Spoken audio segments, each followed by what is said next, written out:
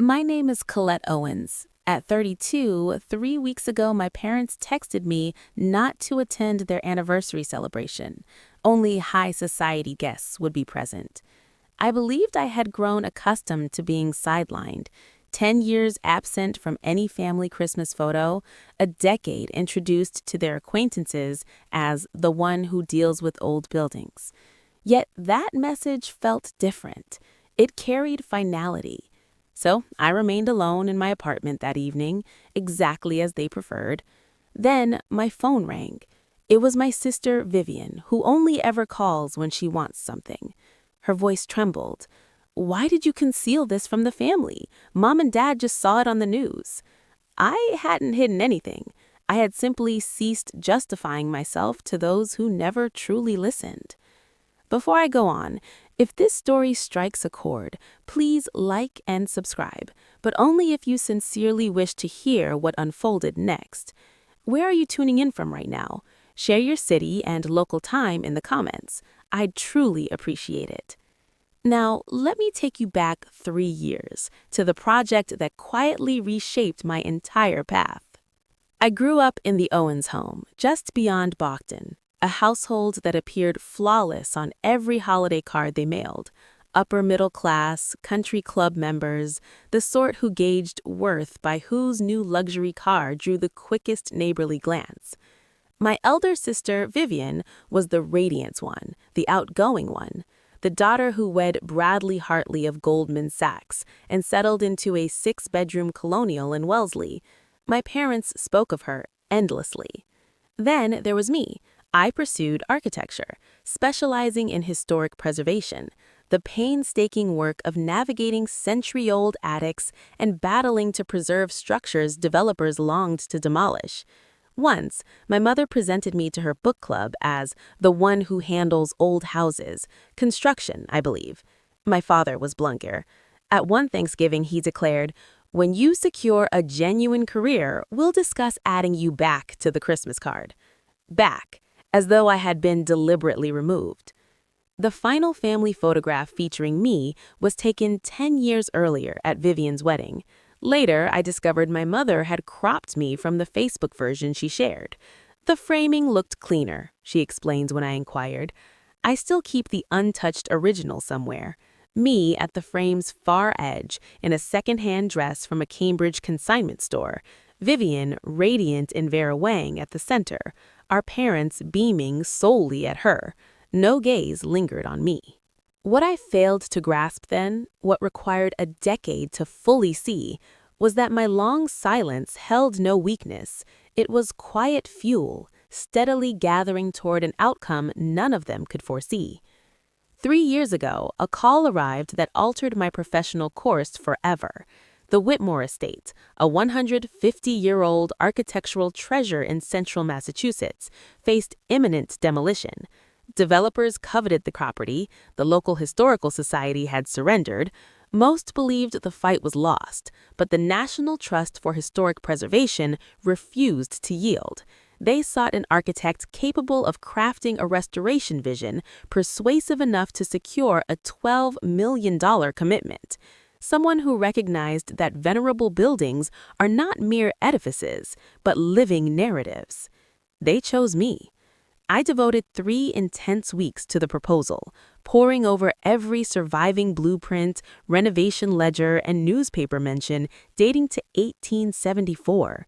In my presentation to the board, I revealed not merely what the Whitmore Estate might become, but what it had always embodied, and why that essence deserved safeguarding. Margaret Caldwell, the National Trust's executive director, personally signed the approval. I preserved that email in a folder titled Evidence, not for future vindication, but to recall the rare instant when authority placed faith in me. For the next 18 months, I poured my entire being into the restoration. I personally chose every replacement beam, located craftsmen skilled in authentic Victorian plasterwork, and dedicated 3 full months to the grand entrance doors alone. Twin panels of quarter-sawn oak, decaying for decades, yet now reborn. My parents remained unaware. I operated under my firm's banner, never my own name.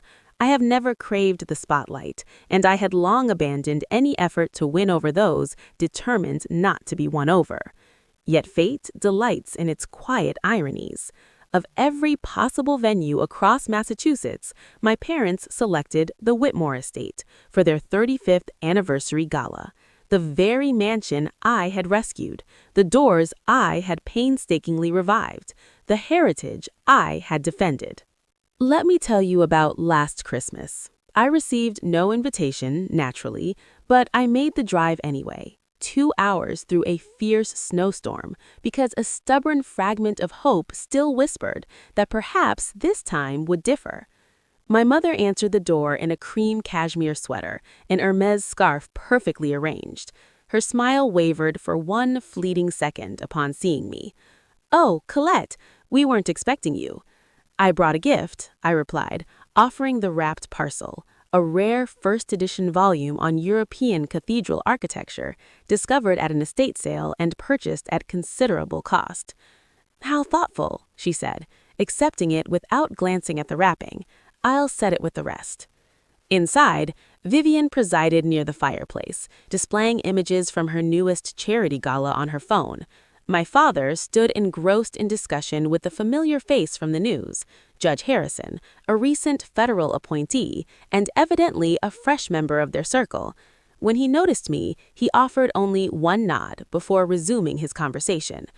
"As I was saying, Judge, our daughter Vivian has done exceptional work with the Children's Hospital Foundation. Our daughter, singular." I lingered in that living room for 45 minutes. No one addressed me directly. When my mother introduced me to a book club acquaintance, she remarked, "This is Colette. She handles renovations, hammers and such." The woman's smile remained courteous, yet unmistakably distant. I left before dessert was served. As I slipped out, I passed the hallway table where my gift still sat, untouched in its wrapping, a sticky note affixed in my mother's precise script, "Re-gift to charity." That quiet humiliation crystallized something inside me. That night, I vowed never again to enter a space where my presence was merely tolerated, or worse, concealed. 3 weeks before the anniversary party, I was alone in my Cambridge apartment when my phone vibrated. A notification from the family group chat, Owen's family, a thread I'd been removed from 2 years prior. They'd re-added me solely to deliver one curt message. "Colette, don't come to the anniversary party. Only high society guests will be there. We don't want to explain your situation. From Mom and Dad." I reread it 3 times, not from confusion, but to confirm the sting was real. Your situation, as though I were a defect to be managed, an embarrassment to be veiled. I sent no reply. Some words merit silence. What my parents didn't know was that the very same afternoon, another envelope had arrived, thick cream stock bearing the embossed gold seal of the American Institute of Architects. My hands trembled as I opened it. "Dear Miss Owens, on behalf of the AIA Gold Medal Selection Committee, we are pleased to inform you that you have been nominated for the 2024 Gold Medal in the Emerging Voice category. Your restoration of the Whitmore Estate has been recognized as a landmark achievement in preservation excellence. The AIA Gold Medal, architecture's most prestigious honor, previously bestowed upon luminaries like Frank Lloyd Wright and Frank Gehry." At the foot of the page, one signature, Margaret Caldwell, Executive Director, National Trust for Historic Preservation. This same Margaret Caldwell my parents had personally invited to their gala, hoping to secure her favor for a coveted charity board seat. My quiet mentor, the woman who had believed in my work when no one else did. I placed the letter beside my phone. The exclusionary text still glowed on the screen. 2 messages on the same day, one declaring me unworthy, the other proclaiming me exceptional. 1 week before the event, Vivian called, rare for her unless she needed something, intel, affirmation, or a scapegoat. Old habits pulled me to answer. "Colette, how are you?" Her voice dripped with practiced sweetness. "I'm fine, Vivian. What do you need?" A brief pause. I just wanted you to know I tried to convince Mom and Dad to invite you. Really, I did. But you know how Mom is about appearances. I stayed silent. Waited. Honestly, she pressed on, it's probably for the best. You'd feel out of place among those people anyway. The Harrisons, the Pierces, some executives from Dad's old firm. It's not really your scene. All that chatter about vacations and portfolios. You'd be bored. A light laugh. I'm doing you a favor, truly. For a moment, I nearly believed her. That's Vivian's gift. Years of gaslighting so seamless, she mistakes it for generosity.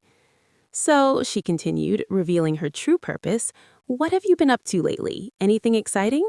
Fishing for tidbits to share at the party, no doubt, to demonstrate she still kept tabs on her wayward sister. Nothing much, just work, still doing the old building thing. I heard the deflation in her silence. No scandal to mine. Take care, okay? And don't take the party thing personally. It's really not about you. But it was entirely about me, about ensuring I remained unseen. I later learned Vivian hadn't advocated for me. She was the one who'd quietly suggested to my mother, she's always so awkward at these events. It'll be easier for everyone if she simply doesn't come. My father called 3 days later, an anomaly. Richard Owens doesn't call, he commands. This direct outreach signaled he wanted the boundary reinforced. Colette, his tone was the same clipped efficiency he'd used throughout my childhood, as though concluding a transaction. I did. Good. Your mother and I have discussed it. The guest list is final. I waited for more, an explanation perhaps, even a perfunctory apology. Judge Harrison will be there, several partners from my old firm, important people. I understand, Dad. Do you? A sigh, heavy with decades of letdown. If you'd chosen a different path, we wouldn't be having this conversation. I've always said a woman of your intelligence could have pursued anything, law, medicine, finance. Instead, you chose to play with old buildings. Play, as if my 18 months I devoted to resurrecting a 150-year-old landmark were a childish diversion. The guest list is final, I echoed. You said that. I'm glad we understand each other. He was about to end the call when he added, almost casually, some woman from the National Trust is coming, Margaret something. Your mother wants her on the charity board, so everything must go smoothly. No distractions. Margaret Caldwell, the very woman who had guided me through my defining project, whose signature graced my AIA nomination. My father aimed to charm my mentor at a celebration held in the building I saved, while ensuring I remained hidden, like a family secret too shameful to display. No distractions, I repeated. Got it. I disconnected before the laugh escaped me. 2 days before the party, a text arrived from Aunt Patricia, my father's sister, someone I saw perhaps once a year at forced family occasions. Colette, honey, your mother mentioned the party situation. I just wanted to check in. She said you've been struggling with some mental health issues. Is everything okay? I stared at the words for a long while. Mental health issues. My mother hadn't merely excluded me. She'd crafted a narrative of compassion around my absence, painting herself as understanding while portraying me as fragile, flawed, broken. I shouldn't have gone to Facebook, but I did. There, tucked among the comments beneath a post from one of my mother's longtime friends, the words waited. Diane, so sorry to hear about your younger daughter. Mental illness is so hard on a family. You're handling it with such grace. My mother had liked the comment. I scrolled on. Another. Sending prayers for Colette. Diane has been so strong through all of this. Her reply. Thank you, Susan. We're doing our best. Some children just struggle. I looked up from the screen. Around me, framed architecture awards on the walls, stacks of trade journals carrying features on my projects, the AIA nomination letter still open on my laptop. I was sitting in the quiet of a woman who had just been put forward for the highest honor in her field, and my mother was quietly telling the world I could barely function. Lies require constant tending. They must be fed, watered, repeated until the fiction feels like fact and the truth begins to fade from memory. For years, my mother had been carefully tending an entire mythology, the troubled younger daughter, fragile and failing. But every mythology has one fatal flaw. It shatters the instant reality steps into the light. The night before the party, I called Margaret Caldwell, not to vent, I've never been good at that, but to confirm the public timeline for the AIA announcement. I knew it was imminent, I simply didn't know the exact hour. Colette. Her voice carried the same steady warmth it always had. I was hoping you'd call. The committee has finalized everything. The announcement goes live tomorrow evening. Tomorrow, the same day as my parents' gala. That's wonderful, I said, and I meant it. There's more. I could hear the smile behind her words. The National Trust Board has just approved a new $500,000 grant for the governor's mansion restoration. We want you to lead it. I had to sit. Margaret, I don't know what to say. Say yes, you've earned this. A brief pause. Will your family be celebrating with you tomorrow? I imagine they must be incredibly proud. The silence stretched a second too long. They have other plans, I answered quietly. Something shifted in her tone. Not pity, but recognition. Actually, speaking of plans, I'll be at a party tomorrow evening myself, some event at Whitmore Estate. I'm looking forward to seeing the building again. My pulse stuttered. An anniversary party? Yes, I believe so. The Owens family, if I'm not mistaken. Do you know them? I almost laughed. You could say that. Small world, she said brightly. Well, if you find yourself free tomorrow evening, you know where to find me. I'd love to toast your nomination in person. I thanked her and ended the call. Margaret would be standing in my building, surrounded by people who believed I was mentally unwell, while at 7:30 p.m., the announcement that dismantled that lie would go public. Let me pause here. If you've ever been made to feel invisible by the very people who should have seen you clearest, if you've been erased, dismissed, yet you're still here, still creating, still rising, then I see you. Type "still standing" in the comments if that's you. And if you want to know what happened when the truth finally walked into that party, stay subscribed. You won't want to miss the next part. Now, back to the story. The morning of the gala, I woke alone in Cambridge apartment. Golden sunlight slanted through the windows, softening every edge. I made coffee the usual way, French press, dark roast, no sugar, and sat at the kitchen table surrounded by the small proofs of my life. Architecture books piled on every surface, dried lavender in a mason jar on the sill, a framed set of Whitmore Estate blueprints above my desk. The place is modest, maybe 800 square feet, nothing that would impress my parents, but every object in it I had chosen, every inch I had earned. I opened my laptop intending to work, determined to treat the day like any other. Then Instagram's algorithm did what it does best. It betrayed me.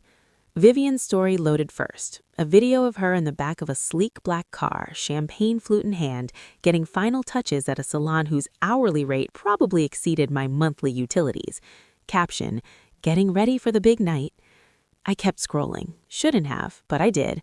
Another story. The front facade of Whitmore Estate, swagged in white flowers and fairy lights for the evening. She'd filmed it from the car window as they arrived for setup, and there, caught in the corner of the frame, were my doors, the massive quarter-sawn oak panels I'd spent 3 months resurrecting. I'd tracked down antique hardware from a specialty supplier in Vermont, hand-sanded every inch until the green rose like it had waited 100 years to breathe again. Vivian didn't know. None of them did. They were about to celebrate in a building etched with my hands, yet they had decided I wasn't fit to cross the threshold. I closed the app and returned to my coffee. I didn't see what happened next with my own eyes, but I pieced it together later, from Margaret's account, from Aunt Patricia's careful messages, from the reluctant fragments my family let fall in the days that followed. The party began at 6. 150 guests arrived in a slow parade of gleaming German sedans and chauffeured town cars, black tie. Women in gowns that cost more than my first car, men in tuxes cut on Newbury Street. A string quartet offered Vivaldi, while white-glove servers passed Krug champagne, $300 a bottle according to Vivian's stories. My mother stood at the entrance in a burgundy Valentino gown, diamonds flashing at her ears, welcoming each arrival as though curating the Met Gala. My father moved through the crowd with the practiced ease of someone who had rehearsed every anecdote for weeks. "The venue is spectacular, Diane. Who handled the renovation?" My mother gave a graceful wave. Oh, some firm or another. The event coordinator took care of the details. But isn't it perfect? I knew at the moment I saw it that this was the place. A building she had never once researched. A restoration whose architect she never thought to ask about. Vivian glided through the crowd in an Oscar de la Renta gown, Bradley trailing behind her like an impeccably tailored shadow. She posed for photographs beside the marble fireplace, beneath the rescued chandelier, against the hand-painted wallpaper I had battled to save when every other voice in the room had voted to rip it down. White hydrangeas spilled from crystal vases on every table, flanked by diptyque candles. Mom's taste is impeccable, Vivian captioned her latest story. Across town, I watched it all unfold on a 6-inch screen in my small apartment. Margaret Caldwell arrived at 7 o'clock. No fanfare, no entourage, just quiet arrival. Yet the room felt her presence the way a compass feels north. Understated elegance, navy dress, simple pearls, the calm authority of someone who had spent decades knowing more about any building she entered than anyone else present. My mother spotted her instantly. Mrs. Caldwell! Diane crossed the foyer with champagne glass aloft, smiles stretched to accommodate every ambition she carried. What an absolute honor to have you here. I've followed the National Trust's work for years, truly inspiring. Margaret returned the greeting with measured courtesy. Thank you for the invitation. I must say I have a personal connection to this estate. It's wonderful to see it brought back to life. My mother's eyes brightened, an opening, a pathway to the charity board seat she had been quietly pursuing. Oh, how marvelous! Did you attend events here before the renovation, or after? Actually, Margaret said, letting her gaze drift across the room, lingering on the restored crown molding, the original wide plank floors, the windows I had fought to preserve. I was quite involved with the restoration. I worked closely with the lead architect. My mother nodded absently, already plotting her next sentence. Speaking of which, Margaret continued, I was hoping to see Colette here tonight. Is she running late? The smile on my mother's face locked for one precise second. The mask flickered. Colette? She recovered swiftly, reshaping her expression into practiced concern. Oh, she couldn't make it. She's not well, I'm afraid. You know how it is. Margaret's eyes narrowed just a fraction. That's curious. I spoke with her only yesterday. She sounded perfectly fine. My mother had no immediate reply. The first fracture had formed. At 7:30 p.m. sharp, the American Institute of Architects released the announcement. The AIA Gold Medal nominations appeared simultaneously on their website, across their social channels, and in a press release distributed to every major architecture outlet in the country. Within minutes, Architectural Digest dropped their long-prepared 12-page feature. Photographs, interviews, months of careful timing converging on that exact moment. Headline: Colette Owens, the woman reshaping America's architectural heritage. I was still at my kitchen table when the page went live. I refreshed 3 times to be certain it was real. My photograph, my work, my name, suddenly public, searchable, undeniable. Anyone at the party with a phone could find it in seconds. It began with a local journalist, a Boston Globe arts and culture writer invited as a +1. Her phone pinged with a news alert. She glanced down, did a double take. Did you see this? She asked the man beside her. The architect who restored this building just got nominated for the AIA Gold Medal? He leaned in. Whitmore Estate? This place? The very one.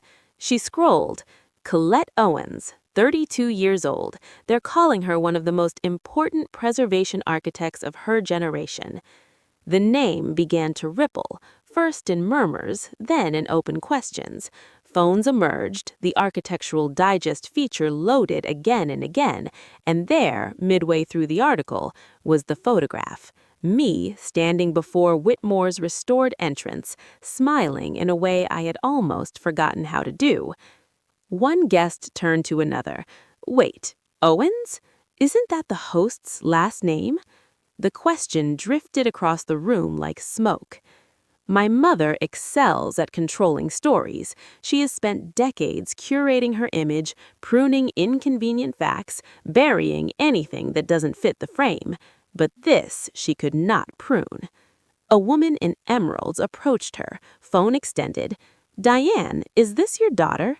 My mother glanced at the screen, saw my face, the headline, and her expression flickered through a single heartbeat, from surprise to recognition and something perilously close to panic in the span of a single heartbeat. "Oh, that must be a different Owens." The laugh came too high, too quick. "Our Colette works in construction, I believe, not architecture." "But the article says she's from the Boston area," the woman pressed gently. "Same last name." "Common name," my mother said, waving a hand. "I'm sure it's just a coincidence." Another guest had already searched my name. "It says here she grew up in Wellesley. Isn't that where you live?" My father appeared at her side, summoned by the rising murmur. "What's going on?" "They're saying the architect who restored this building is named Colette Owens." His face assumed the careful blankness he reserves for boardroom reversals. "I'm sure there's been a misunderstanding." But there was no misunderstanding. The Architectural Digest piece was meticulous. It traced my education, my early projects, and most devastatingly included a brief quote from me. I learned early that my work would have to speak louder than words. In my family, I never felt my voice was heard, so I let the buildings speak instead. Someone read the line aloud. The room fell silent, and my mother, for perhaps the first time in her carefully orchestrated life, had nothing to say. My phone rang at 7:58 p.m. I was still at my kitchen table, still in my apartment, still alone. The announcement had been live for 22 minutes. I knew what was coming the moment the phone lit up. Vivian. I answered anyway. "Why did you hide this from the family?" Her voice trembled, not with worry, but with rage held on a fraying leash. "Mom and Dad just saw the news. They're completely blindsided. Do you have any idea how humiliating this is for them?" "Hello to you too, Vivian." "Don't you dare get sarcastic with me right now. Everyone at this party is asking about you. Everyone. Judge Harrison's wife just cornered Mom asking why you aren't here. Mrs. Caldwell, that woman from the National Trust, keeps mentioning your name. This was supposed to be Mom and Dad's night, and you turned it into your personal spotlight." I let the words slide past me. In the background, I could hear the party continuing without pause. String quartet, clinking crystal, my mother's voice rising in bright, brittle cheer. "Yes, of course we knew. We simply wanted to keep it private." "I didn't make anything about myself," I said quietly. "I worked, I succeeded, and no one ever asked." "You did this on purpose." Her composure shattered. "You waited until tonight." "The AIA decides when announcements drop, not me. You should have told us. You should have warned us." I almost laughed. "Warned you about what? That I'm good at my job? You've had 10 years to ask me one real question about my career. You never did." Silence. Then, muffled through the line, my mother's voice. "We had no idea. She never tells us anything." "I have to go," Vivian snapped, and the call ended. I set the phone down. For the first time in years, the silence around me felt clean instead of heavy. I didn't feel guilty for taking up space. Back at Whitmore Estate, the evening was quietly coming apart. Guests had stopped admiring the flowers and the lighting. They were watching my family instead. It began subtly, shared glances, lifted brows, but by 8 o'clock the change was unmistakable. What had been billed as a milestone anniversary had become something far more compelling, a live unraveling. Judge Harrison, the man my father had spent months carefully cultivating, approached him directly, champagne still in hand. "Richard," he said, voice low but carrying, "your daughter restored this building, and you never once mentioned it?" My father's jaw tightened. "It's complicated, Your Honor. Family matters." "Complicated?" The judge's tone made clear he found the word inadequate. "Earlier you told me how proud you are of your family. Seems you omitted a rather significant detail." Across the room, Vivian stood near the bar, trying to look composed while scrolling frantically through her phone. Bradley lingered close, his face unreadable. I would later learn he had already opened the Architectural Digest article and read it cover to cover. My mother, meanwhile, was doing what she had always done best, attempting to steer the narrative back into safe waters. "Of course we're proud of Colette," she said to the small knot of curious guests gathered around her, smile taut like wire. "We've always supported her. We simply didn't want her news to overshadow the evening, you understand." But Aunt Patricia was standing right there, the same Aunt Patricia who had texted me 2 days ago about my supposed mental health struggles. "Diane, you told me Colette was struggling, that she couldn't function. That's why she wasn't invited tonight." Heads turned. "That's not exactly," my mother began. "And that article," Aunt Patricia continued, "says she led a $12 million restoration, the building we're standing in right now." My mother's baccarat flute trembled faintly. The crystal caught the chandelier light, the same chandelier I had fought to restore rather than replace. No rehearsed line could rescue her now. Margaret Caldwell had been observing from the far side of the foyer. She didn't need to raise her voice. She never had. After 40 years leading boards and preservation councils, she understood how to command a room by simply stepping into its center. She set her glass on a passing server's tray and waited. Conversations hushed. Attention shifted. "If you'll indulge me for a moment, I'd like to say a few words about this estate and about the remarkable woman who saved it." My mother's face drained of color. 3 years ago, Whitmore Estate was days from demolition. Developers had secured the permits. The local historical society had conceded defeat. I attended what was meant to be the final board meeting, prepared to sign off on closure. Then, a young architect walked in with a proposal, not merely a plan, a vision. She had researched every surviving blueprint, traced every piece of original hardware to its source, and delivered a restoration strategy so thorough and so compelling that our board had no realistic choice but to approve the $12 million commitment. Murmurs spread. That architect was Colette Owens. My parents stood motionless. For 18 months, Colette lived and breathed this building as though it were her own. Every door you passed through tonight, she restored by hand. The chandeliers, the crown molding, the windows, all of it pulled back from irreversible decay because one woman refused to let a piece of history vanish. Margaret reached into her clutch and drew out an envelope, cream stock, the AIA seal faintly visible. Tonight, she was nominated for our profession's highest honor. I'd hoped to present this letter to her in person, but I've been told she's unwell, which is strange because I spoke to her only yesterday and she sounded perfectly fine. The silence that followed was total. 150 people, judges, executives, old money families, new money philanthropists, stood in a room filled with my fingerprints, staring at my parents, waiting for words that did not exist. The first question came from a woman in black Chanel. "Diane, is your daughter unwell, or did you simply choose to not invite her?" My mother opened her mouth, closed it. Her manicured fingers twisted around the stem of her glass. "It's complicated," she managed at last. "There are family dynamics." "Family dynamics?" the woman repeated, tone flat. "You told Patricia Colette has mental health problems. You told your book club she couldn't function, yet she just received a nomination for the highest award in architecture."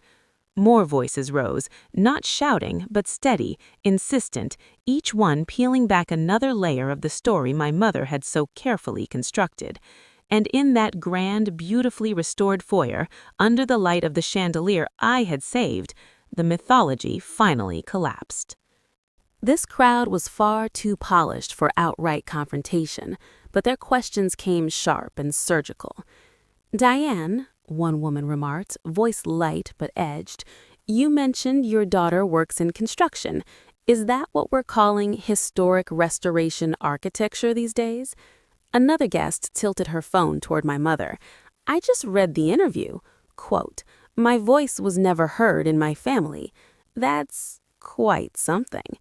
Then Aunt Patricia, standing quietly near the back, spoke up, calm, deliberate, impossible to ignore. "Diane, you specifically told me Colette had a breakdown. You said that was why she couldn't come tonight. I believed you. I sent her a sympathy message." My mother's composure fractured. I never meant, she never tells us anything. How are we supposed to know?" "Know what?" Judge Harrison stepped forward, his tone cool and measured. "That your daughter is apparently one of the most gifted architects in the country? That she personally restored the very building you selected for this celebration?" He shook his head once, slowly. "Richard, you told me how proud you are of your family. It seems what you meant was you're proud of certain members of it." My father had no answer ready. In 90 seconds, the elaborate fiction my mother had maintained for a decade collapsed under its own weight. Then attention shifted to Vivian, a young woman, roughly her age, someone from the country club, the kind of friend who knows your secrets because you handed them over yourself, spoke next. "Wait," she said, realization spreading across her face. "Vivian, you told me your sister was still finding herself. You said she never really launched, that she was basically, how did you phrase it? The family embarrassment?" Vivian's face froze, porcelain mask cracking at the edges. I didn't mean it like."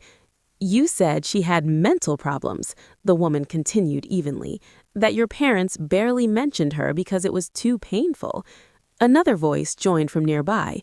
"You told me she works at some handyman service, that she dropped out of college." "I said she left her graduate program early," Vivian countered, voice rising. "That's technically accurate." "She finished ahead of schedule," the first woman replied, arms crossing. "And then she led a $12 million landmark restoration and earned a nomination for the highest honor in architecture. That's what you call not launching?" I could picture Vivian standing there, Oscar de la Renta gown, flawless hair, the entire architecture of her identity built on being the golden child, watching the foundation give way. Then Bradley spoke. Her husband, the Goldman Sachs banker, the final piece in the portrait of success she had so carefully assembled. His voice was quiet, but in the sudden hush it carried to every corner.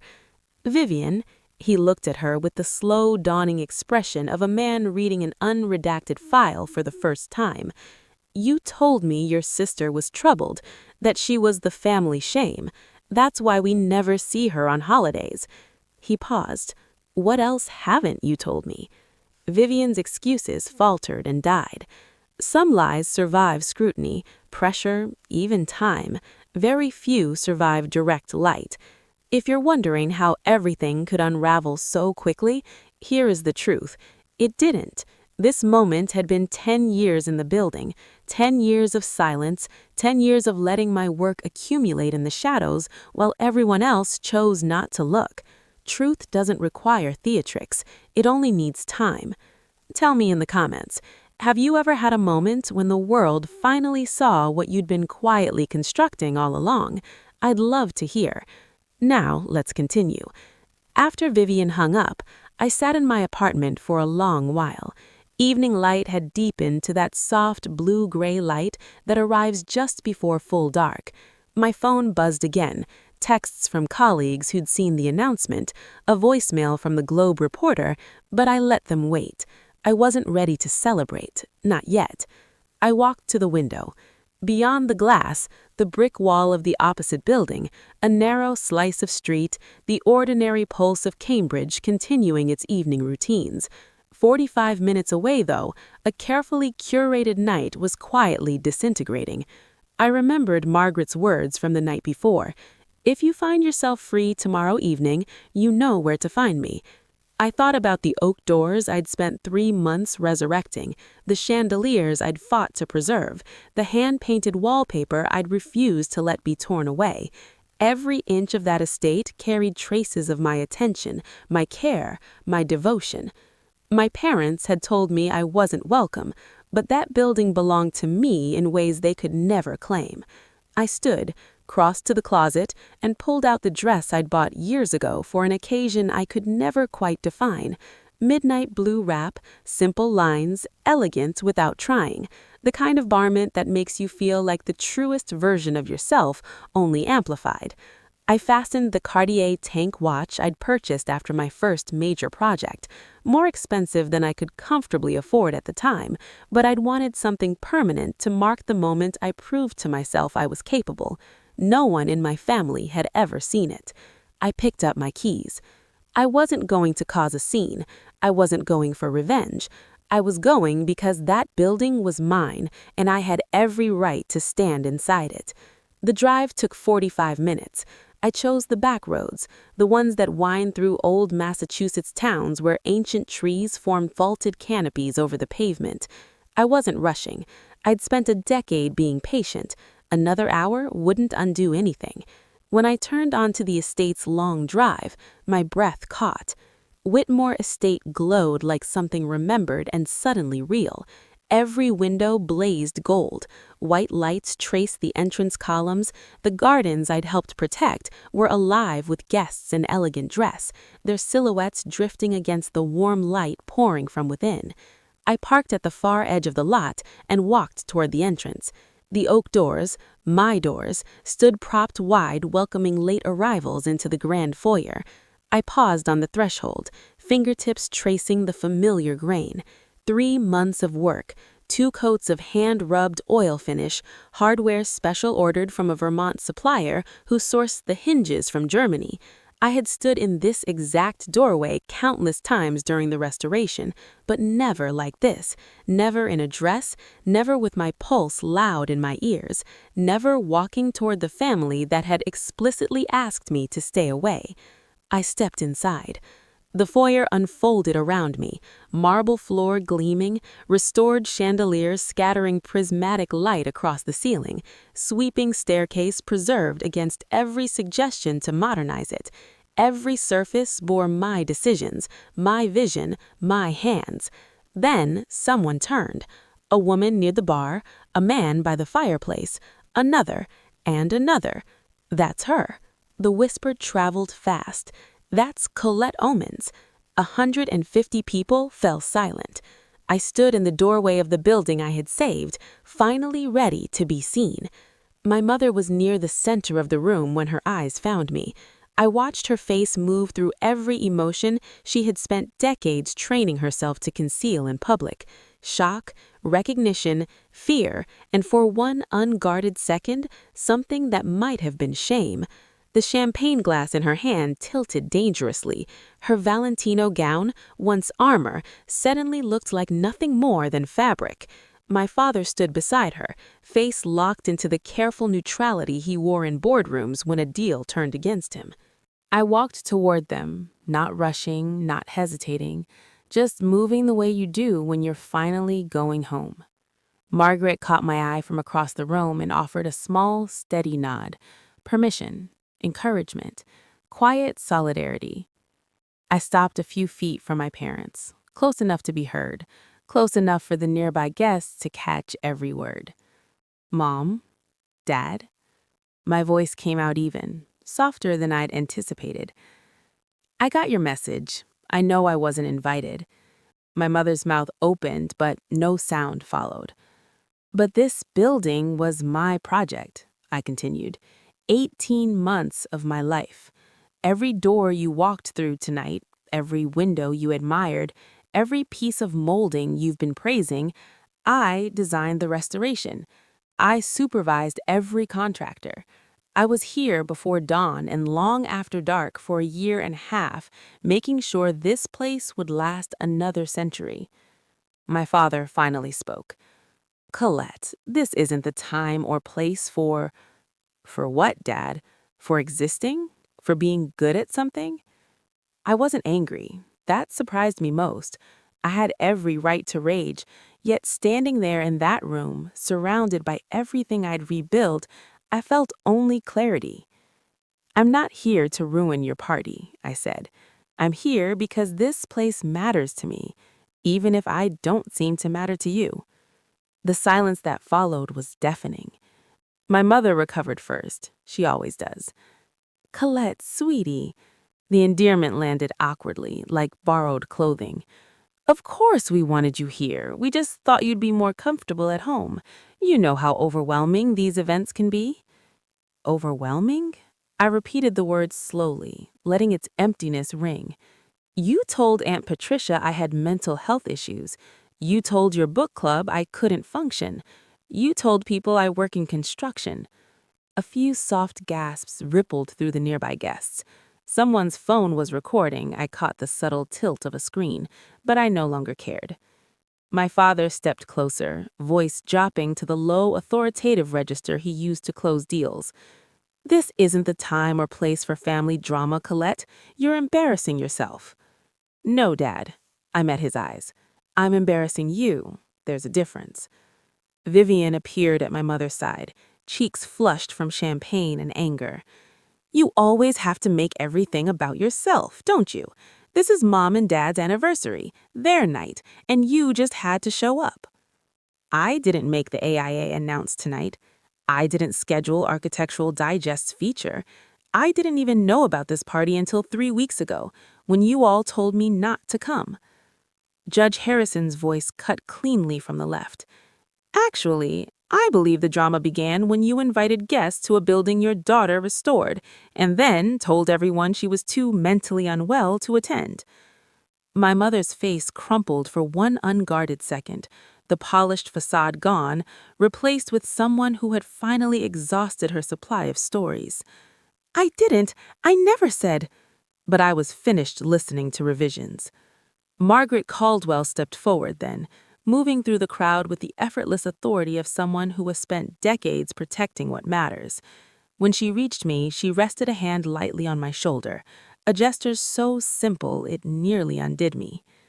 Since Colette is here, I'd like to share something I had planned to reveal regardless of tonight's events. The room stilled. The National Trust for Historic Preservation has approved a new grant, $500,000 for the restoration of the Governor's Mansion in Boston. It is one of the most significant preservation projects we've undertaken in a decade. She paused, letting the figure settle. And we have selected Colette Owens to lead it. For a heartbeat, no one moved. Then applause started. Tentative at first, then swelling, rolling through the foyer like a tide. Real applause from people who had no stake in my family's unraveling, who simply recognized excellence when they witnessed it. Margaret reached into her clutch and withdrew the envelope, cream stock, gold National Trust seal embossed on the front. This is yours, she pressed it into my hands. You earned it not because of who your family is, but in spite of how they've treated you. I looked down at the letter, felt its weight. It wasn't just funding or a project, it was validation, formal, documented, irrefutable proof that I was exactly who I had always known myself to be. Behind me, I sensed my parents' stillness, my mother's stunned silence, my father's rigid posture, Vivian's barely contained fury. For the first time in my life, their judgment felt distant, irrelevant. What happened next bordered on poetic.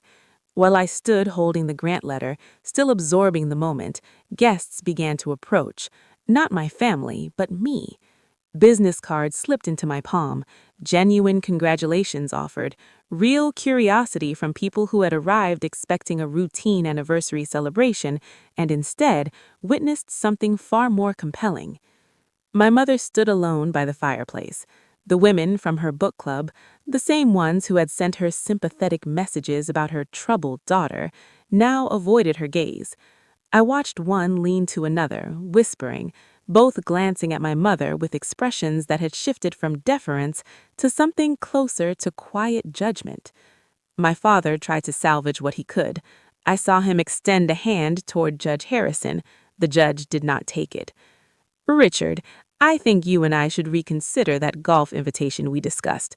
I prefer to spend my leisure time with people whose priorities are in order." He walked away without waiting for a reply. Vivian lingered near the bar, phone in hand, likely drafting damage control stories that would never fully repair the fracture.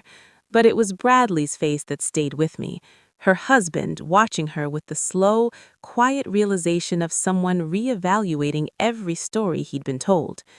Later, I would learn that he had begun asking questions about what else she had concealed, about what other carefully edited versions he had accepted. Aunt Patricia found me in the crowd. "Colette, I'm so sorry. I didn't know. Your mother told me things that weren't true. I should have asked you directly." I nodded. There was nothing else to say. Before I left, I asked my parents for a moment, not in private, privacy no longer served any purpose, just off to the side of the foyer, near the bay window I had spent 2 weeks painstakingly repairing. A few guests remained within earshot. I didn't mind. My mother's face was blotchy beneath her makeup. My father's jaw clenched so tightly the muscle twitched. Vivian had drifted away, whether from shame or instinct for self-preservation, I couldn't tell. I looked at them both. "I didn't come here to hurt you," I said quietly. "I came because this building is part of me, and tonight, for once, I wanted to stand in it without hiding." They neither answered. I turned, envelope in hand, and walked back toward the oak doors I had restored. They were still open. I stepped through them, not running, not looking back, just walking the way you do when you're finally going home. "I'm not asking you to apologize tonight," I said. My voice remained steady, calmer than the storm inside. "I'm not even asking you to understand what you did wrong." My mother opened her mouth, but I raised a hand gently. "I spent 10 years trying to explain myself to you. 10 years hoping that if I just worked harder, achieved more, you would finally see me. But you never did. You never wanted to."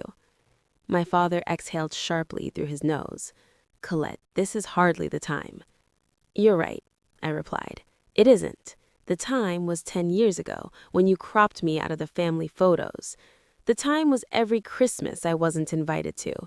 The time was 3 weeks ago, when you texted that I'd embarrass you in front of your important guests." I looked at them, really looked, the way you look at something you're finally ready to set down. "I'm done explaining myself. From now on, you can reach out when you're ready to see me for who I actually am, not before." My mother's eyes glistened. "Colette, not tonight." "Mom," I said softly, stepping back, "I've said what I needed to say." I turned and walked through the oak doors I had restored. My doors. For the first time in my life, leaving my family didn't feel like fleeing. It felt like moving towards something real. In the weeks that followed, I learned about Vivian's situation in fragments. Aunt Patricia became an unexpected ally. Being deceived about her niece's supposed fragility had forged a quiet bond between us. She called a week after the party, her tone careful. "I thought you should know, Vivian and Bradley, they're doing a trial separation." I stood in my kitchen, coffee forgotten and cooling in my hands. "Because of the party?" "That was the spark," she said, but Bradley started asking questions afterward about her charity work, her finances, about a lot of things. He realized she'd been editing the truth for years, not just about you, about everything. I pictured my sister's Instagram feed, filtered perfection, meticulously curated, a house of cards. I didn't feel triumph. I didn't feel vindicated. I felt weary and a little sad for the sister I might have known if she hadn't spent so long insisting she was the only one worth seeing. A few days later, Vivian sent a single text, "You ruined my life." I stared at it for a long moment, then deleted it without replying. I hadn't ruined her life. I had simply stopped serving as the convenient shadow she could stand beside to look brighter. Without a scapegoat, without a troubled sister to point to, her carefully constructed stories had nothing left to hide behind. Truth doesn't destroy people, it only reveals what was already there, and sometimes what's there isn't beautiful. 3 months after the party, a text arrived from my father. I nearly swiped it away unread. We hadn't spoken since that night. Not a word, not an email. I'd grown comfortable with the silence. Some relationships aren't meant to be mended. They're meant to be released. But I opened it. Colette, I've been thinking. I'd like to see the governor's mansion project when it's done, if you're okay with that. Dad. I read it 3 times. It wasn't an apology. It wasn't acknowledgments of the years of dismissal, the lies, the exclusionary text. It was only a small request, a narrow crack in a long closed door. I let it sit for a week, turning it over like a smooth stone found on the shore. Then I replied, "Okay, when it's done, I'll let you know." It wasn't forgiveness. Not yet. Maybe never. I haven't decided.